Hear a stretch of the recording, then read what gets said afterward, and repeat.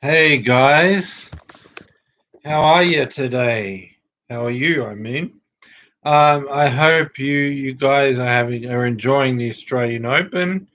There's been some good tennis to watch, and I hope you've enjoyed it. I'm here to preview the 2021 Australian Open final of the men's singles. First, before we do that, I'm going to sort of talk about what has transpired in the semi-finals. First, I would like to say the first semi-final featured Novak Djokovic versus Rutzilov, or I'm not quite sure his name, but I'll have to look it up. But he's a Russian player by the name of um, Karatsev. Karatsev, that's it. So it was straight sets for Djokovic to the score of 6-3, 6-4, 6-2. Karatsev was sort of up and down, very inconsistent on the shots. And yeah, Djokovic was sort of an average 5 to 6. I'll give him 6 out of 10, consistent, sort of still hitting the odd winner.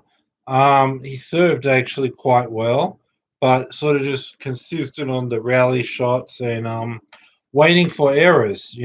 Decent defense. I think he might still be a bit injured, so a bit slower than normal, but still better than the average defender. Consistent, few errors, the odd winner, quite good serving, but just a sort of consistent day.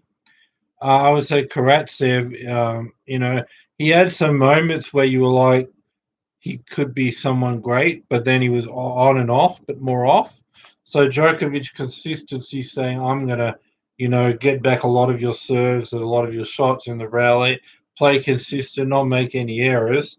It worked because Karatsev did hit more errors and winners.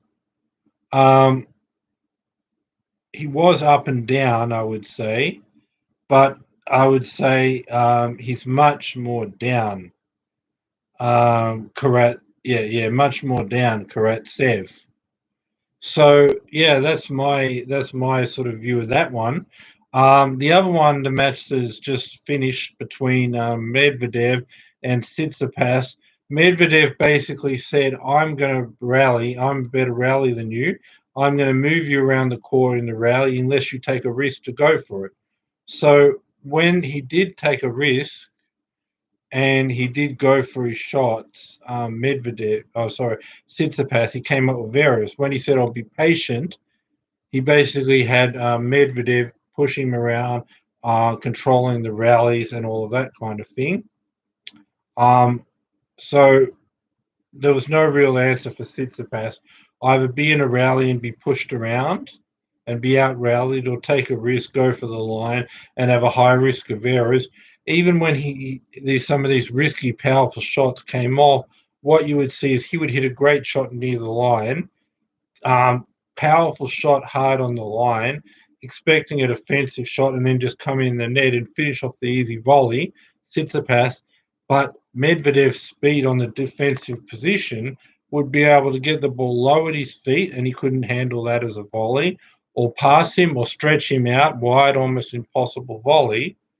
Um, so even when this risky tennis of saying, I can't rally with you, Medvedev, because you just push me around until you've won the point and I'm on defense and that's where I'm weak. Even when he says, I can't rally with Medvedev, I'll take a risk. Some of the time, when the risky shots of power on the line landed in, and he says, I've got this great powerful shot on the line, he'll be in defense, I'll have an easy volley and I'll finish it. Medvedev's hitting the volleys at his feet, hitting passing shots, giving Tsitsipas volleys where he's stretched out, very difficult because of the great defense of Medvedev. So Medvedev was more consistent on the rally shots, better in defense, because when Medvedev had control of the point almost all the time. Tsitsipas couldn't handle it. But when Tsitsipas was ahead, Medvedev could turn defense into offense, or if Tsitsipas was at the net to finish, he could give him, even though the point looks over and dead, Medvedev could give him an extremely tough volley. when Tsitsipas deserved to be in control by just the great defense by Medvedev. So then even that level of offense wasn't enough because great powerful shot, risk on the line, coming to the net for the supposed easy finish, you get an impossible volley. So then Tsitsipas has got to go for even more and even more, hit the ball even harder, even closer, catching the edge of the line and just increasing the risk. And then when he sees that that's not working, causing too many errors, I'll be patient. Then it's back to a rally that Medvedev is controlling. So, but even when the risky tennis did happen, it did hard at the line, and he did come in the net thinking, now I've got an easy volley. Like I said, the passing shots, the volleys at the feet, all of that. So there was nothing really he could do. And his game of saying Medvedev's a better rally, I meant to have the bigger serve and the more powerful game and the better volleys to take risk and end the point and admit that Medvedev's a better volley. The problem with that was Medvedev was actually serving better than him. But then Medvedev had a far better rally game behind those great serves. So he can say, I can just win with my serve, but when I'm not, I'll win the rallies anyway. But Tsitsipas can say, I'll win with my serve, but when he doesn't, he'll lose the rallies. That's the difference. And even when he hits the most amazing power shots on the line, comes to the net, supposed easy volley because of Medvedev's great defense, which he didn't. He's got tough volleys. Some of the time he got easy ones, but a lot of the time he didn't. So Medvedev's rallying better, controlling the rally better, playing better on defense. And then the only thing that Tsitsipas can do is when his first serves were landing in, he did get a lot of easy points. He got short balls, but it was all dependent on Tsitsipas had to keep landing the first serve just to stay even. And then the minute that he can't do that, even for one game, then he's down a break.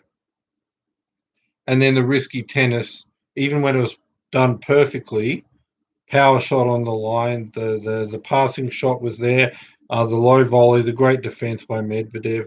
And all this causes, like I said, Tsitsipas to go for more on the line, more powerful, more risk. And that goes out. Then he says, I'll go back to a normal rally. Then that doesn't work because Medvedev's winning the rally. And even when the powerful shots land on the line, come to the net, sometimes he's just too good in defense, Medvedev. So really, Medvedev was far too good. Djokovic had sort of an average, bit above average game, but was playing the guy outside the top 100, good defense, good at returning the serve, the odd winner, some decent serving, so he gets through. So now we wind up with your 2021 Australian Open, Medvedev versus Novak Djokovic. What I see between these two is I just see that Medvedev and Djokovic. I see that like Medvedev is basically a mirror of Djokovic's game, but he's like Djokovic, I would say, 10 years ago. So it's like he's basically saying to Djokovic, I'll mirror your game with the defense, the rally shots, the flatness on the shots, all of these things. I'm going to mirror what you do everyone, I'm going to do back to you. But because I'm younger, I'm a little bit fitter for a long-term match, and I'm a bit faster getting to the ball. So there's that. So Djokovic is basically playing himself 10 years ago when he's a bit fitter and a bit faster. That's what Medvedev's sort of putting back on him. The other thing is he's a 6'6" version, a much taller version. So he's a taller, younger version of Djokovic. So he's like Djokovic 10 years ago when he's a bit fitter and faster. That's what he's facing. So the Djokovic then would beat the Djokovic now. So he's basically offering that Medvedev. But in addition, he's taller than Djokovic was at his prime. So he's got a better serve than Djokovic has now or had then. So it's a difficult situation when Djokovic has to play himself from the mid-20s. Even that alone is tough. But then a 6'6" version who has that plus an even bigger serve, that's what Djokovic is dealing with. But the one advantage that Djokovic has over Medvedev is the experience and the confidence of knowing he's won 8 out of 8 Australian Opens. But I just think if he can just mirror Djokovic now, then it's two guys doing the same thing. It's a flip up. But then if one of them's got a bit better serve, but other than that, they're mirroring each other, then in a 50-50 matchup that's just a flip of a coin, a few extra bigger serves, which there'll be more than a few, would push Medvedev over the line. But then maybe Djokovic experience and better under pressure and winning this confidence at the Australian Open could even it up. But then when you add the fact that Medvedev is a bit faster because he's not like a Djokovic now. He's not mirroring that. He's mirroring Djokovic when he's 25. So a bit faster than the current Djokovic and a bit fitter for more endurance. Plus adding the fact he's 6'6" and has a better serve. So Djokovic has got to say, how will I beat myself when I was 25, but with a huge serve in addition to that? That's what Djokovic is facing. But knowing that he's got the experience and he's going to be better under pressure, whereas Medvedev maybe lose some under pressure because he's trying to break through to win his first Grand Slam. So that's my sort of analogy on the match. But I just think the mental side, Medvedev's going to get through. He's going to say, I'm doing everything you can do back at you. But when I'm in defense, I'm just that little bit faster because I'm younger than you. And then if it goes long, because I'm mirroring you, we should be close, should go hours. I'm going to beat you in endurance. You'll get tired before I do. And then in addition to that, when we have this battle that's close, because I'm mirroring your game, when the pressure's on, I'm going to just get those few extra free points because I'll have a better serve than you too. So it's just basically an enhanced version of Djokovic. So to ask Djokovic to beat himself at 25, now very difficult, but to ask him to beat himself when he was 25 with maybe almost a Sampras type serve, then that's just impossible. So he's just going to rely solely on the being better under pressure and hope that Medvedev can't beat his best. And then when you add that when these two guys with the same style, mirroring each other's game, it should be long battles and rallies and perhaps a 5-hour long drawn out battle. Djokovic being older, his endurance should run out sooner. So then that's another thing. And then Djokovic, he may have any kind of injury. The ultimate game for the maximum length of rallies should be Djokovic and Medvedev. So if any of them have any slight problem, that's going to be accentuated and be a huge problem because he has to not only be in these long battle rallies that go on forever, he needs to not only be himself at 100% fitness at this age, he needs to go back to where he was when he was 25. And even then, it's like playing himself when he was 25 with a bigger serve. So I say for that reason, for the fact that Medvedev is like a faster, fitter, taller version of himself, who's not quite as experienced, I say Medvedev is going to win in 4 sets. And any problem with Djokovic's health in these huge, long battle type rallies, because it's like him playing himself, that'll be exposed. It won't be like I can just play average and get away with it because my opponent is nervous. No, he's going to Djokovic. And if Djokovic can't support those long battle rallies that he gives everyone else because he's got some kind of injury, game over. He can't compete. And even if he can, like I said, he's playing himself at 25. So he can't be as fit as he was then. He can't be as fast. And then Medvedev's like himself at 25 with a bigger serve. So even if they're mirroring each other with these battle rallies and there's no difference, Medvedev's going to get more free points to get over those pressure service games than what Djokovic will.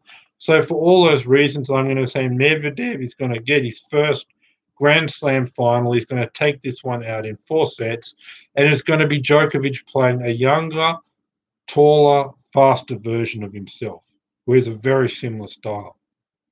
And he's going to have to do that when he's possibly injured. And there'll be a lot of long rallies. And if anyone has any issue with tiredness, fitness, health, that's going to be exposed and that's going to show up. But even if he somehow could beat himself at 25, Medvedev is a Djokovic at 25 with a better serve, with at least a Federer type serve. So that's the challenge. And Djokovic only has, I'm better mentally under pressure. I've got more experience, so I can maybe, but there's still going to be too many things when you say He's younger, he's faster, and a better serve. The experience, and Djokovic will be better at the important moments, but it's too much of a bridge to gap, a gap. You know what I'm saying? So I just say 4 sets. Medvedev taking out his first Grand Slam title. Don't forget to subscribe, bell notification, thumbs up. Have a great day, night, wherever you are in the world, and subscribe and bell notification, please. And I'll be back. I'm going to interview players. I'll be on site after the tournament's over. I'll be on a video link. I'll be going to Switzerland and interviewing Federer, possibly Dubai. I'm going to see where he is. But all these interviews are coming up. I'm going to recap the tournament, the final, players' interviews. So subscribe, bell notification, thumbs up. Remember, I'm saying Medvedev's going to take this in 4. Why? Because he's a taller, younger, faster version of Novak Djokovic, but very similar style. And 2 guys mirroring each other, same type rally game. It's going to be the physical side. Djokovic is older, possibly injured too. So that's going to be an issue.